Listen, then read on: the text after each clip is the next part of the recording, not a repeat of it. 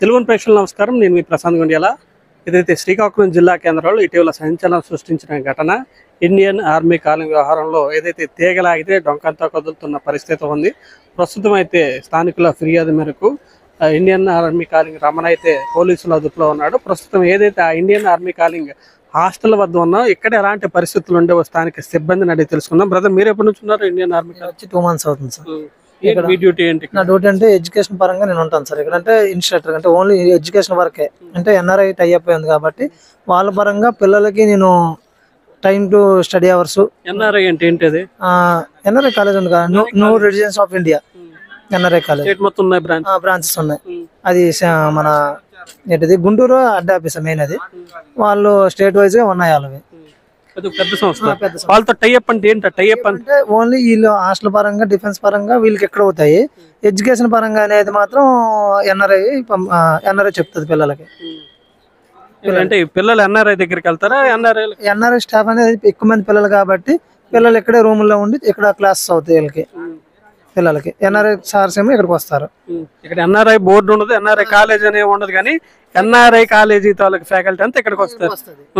అక్కడ ఉన్న ఫ్యాకల్టీ వల్ల ఇక్కడికి వచ్చి పిల్లలతో క్లాసులు చెప్పి వాళ్ళ టైంకి వాళ్ళు వెళ్ళిపోతారు. పెద్ద సంస్థ కదా, ఎన్ఆర్ఐ వాళ్ళు ఇక్కడికి వచ్చి చెప్పడం ఏంటది? అంటే వాళ్ళకి ఏంటంటే పెద్ద సంస్థ కాదనట్లేదంటే అక్కడ ఉన్న బ్రాంచ్ పిల్లలు వాళ్ళ బ్రాంచ్ లో ఉంటారు. వీళ్ళు ఏంటంటే డిఫెన్స్ పరంగా ఇక్కడ బోర్డు పెట్టుకున్నారు కదా, వీళ్ళు ఎక్కువ మంది పిల్లలు అంటే వీళ్ళు ఎలా పంపిస్తే మేము మా క్లాసులకు వచ్చండి అని వీళ్ళు చెప్పుకుని ఇక్కడికి వస్తున్నారు అంతే స్టాఫ్. ఇది ఇక్కడే నడుస్తుంది. ఒక కాలేజ్ పేరు కానీ సర్టిఫికేట్ లో వ్యవహారం కానీ ఇదంతా ఎన్ఆర్ఐ నడుస్తుంది. ఎన్ఆర్ఐ నుంచి వస్తుందండి. ఎన్ఆర్ఐ అంటే ఇప్పుడు రేపొద్దున ఇంటర్ ఎగ్జామ్స్ రాసిన తర్వాత వీళ్ళు సర్టిఫికేట్ ఎక్కడి నుంచి వస్తుంది అంటే ఎన్ఆర్ఐ నుంచి వస్తుంది. ఎన్ఆర్ఐ నుంచి వీళ్ళు సర్టిఫికేట్లు అన్ని ఏవైనా మన దీనికోసం ఎవిడెన్స్ అనేది ఎన్ఆర్ఐ పిల్లలకి. మీకు జీతాలు ఇవన్నీ కూడా? మాకు జీతాలు అంటే ఒక ఎన్ఆర్ఐలో నేను పనిచేశాను, 4 years చేశాను. ఆ తర్వాత నేను వచ్చి ఇక్కడ ఉన్నాను. నేను అంటే నేను వచ్చి 2 months అవుతుంది. 2 months వచ్చిన తర్వాత జీతాలు వీళ్ళే మాకు ఇచ్చేవారు. ఇక్కడ ఎంతమంది ఉంటారు మీ స్టాఫ్? నాకు స్టాఫ్ అంటే నేను కొత్తగా వచ్చాను కాబట్టి నాకు అంతగా తెలియదు సార్, ఓపెన్ గా చెప్తున్నాను.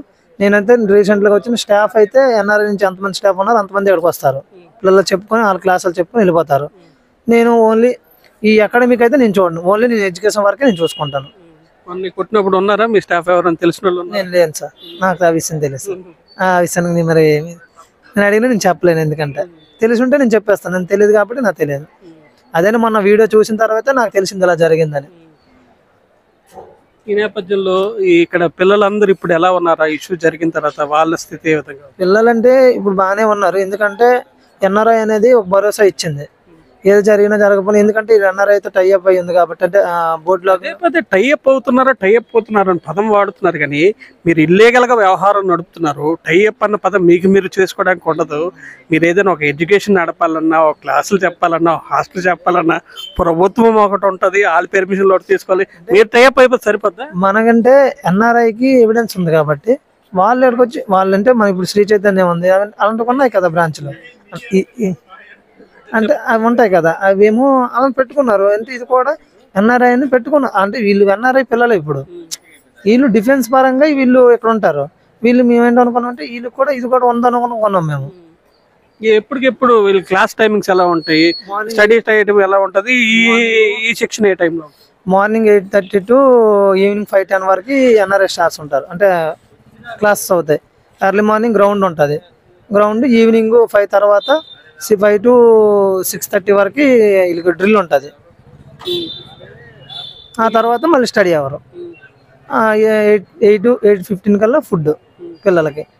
ఇప్పుడు రమణ అరెస్ట్ అయిపోయాడు, పోలీసుల దగ్గర ఉన్నాడు. ఈ వ్యవహారం అంతా ఎవరు చూస్తున్నారు? ప్రస్తుతానికి అయితే శ్రీకాంత్ సార్ అనే వ్యక్తి చూస్తున్నారు సార్ ఇప్పుడు. అంటే అతను ఇక్కడ ఏవో అన్నారు.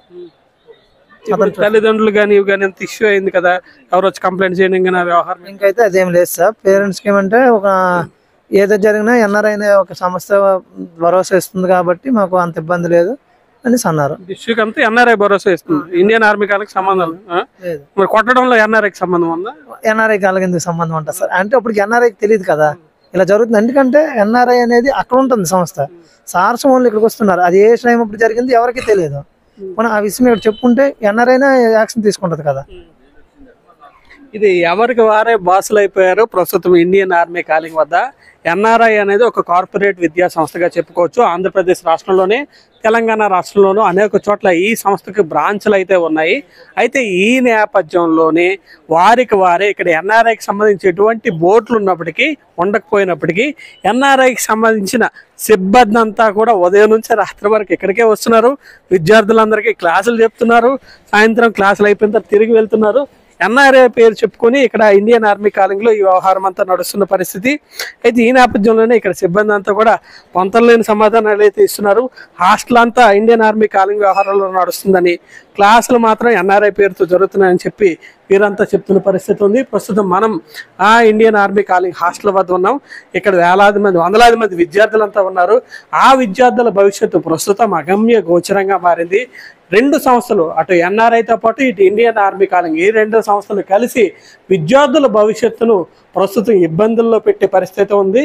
అయితే ఎవరైతే ఇండియన్ ఆర్మీ కాలింగ్కి సంబంధించి శ్రీకాంత్ అనే ఎవరో ప్రస్తుతం ఉన్నారో ఆయన ప్రస్తుతం నిర్వహణ బాధ్యతలు చేపడుతున్నట్టు, నిర్వహణ బాధ్యతలు చూస్తున్నట్టయితే ఇక్కడ ఉన్న సిబ్బంది అయితే చెప్తున్నారు.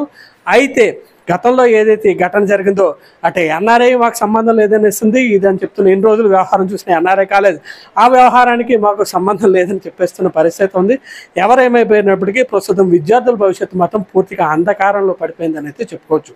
శ్రీకాకుళం జిల్లా కేంద్రం నుంచి ప్రశాంత్, తెలుగు న్యూస్.